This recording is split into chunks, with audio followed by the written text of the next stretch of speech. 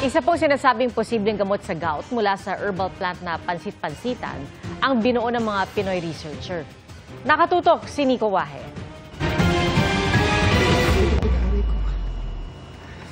Nobyembre noong nakaraang taon nang bigla raw sumama ang pakiramdam ng 28 anyos na si Nazareth. Parang trangkaso lang, tsaka medyo masakit na yung tuhod tsaka pa ako noon. Bago ako ma-hospital, sumakit na siya ng todo bigla na, as in, hindi ko ma-explain yung sakit, sobrang sakit talaga.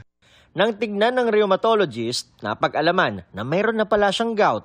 May combination na ng nana, tapos meron ng kasamang mga gout crystals na nag-cause ng bakit hindi ko siya ma-move. Nagkaroon daw ako ng gouty arthritis. Yun, dahil din sa lifestyle, dahil din sa mga kinakain, and syempre, bilang work from home, so talagang minsan nakastuck lang ako sa bahay, talagang walang exercise. Ayon sa Philippine Rheumatology Association, nasa 1.6 milyong Pilipino ang pinahihirapan ng gout. Si Nazareth, 3 buwan daw sumailalim sa therapy para makalakad ulit ng maayos.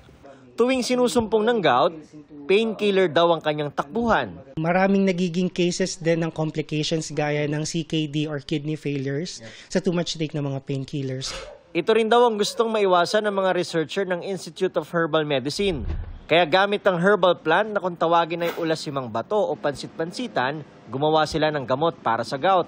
Yung pharmacologic activity niya, nakaka-inhibit ng xanthine oxidase, no? This is the same mechanism of action of your allopurinol, no? Para yung ating uric acid ma-breakdown, no? At hindi na siya mag-accumulate sa ating body. 100% gawang Pinoy raw ang gamot mula sa pansit-pansitan na 10 taon daw inaral bago maging mabisang gamot sa gout. Sa clinical trial ng Institute of Herbal Medicine, 78% ng uric acid level ang ibinaba ng uminom nito matapos ang 49 days. What is good about the ulasimang baton? Nakitaan din siya ng analgesic effect at saka anti-inflammatory, no? Sa ngayon, hinihintay na lang daw nilang maaprobahan ang Certificate of Product Registration ng gamot ng Food and Drug Administration. Para sa GMA Integrated News, Nico Wahe, nakatutok, 24 oras.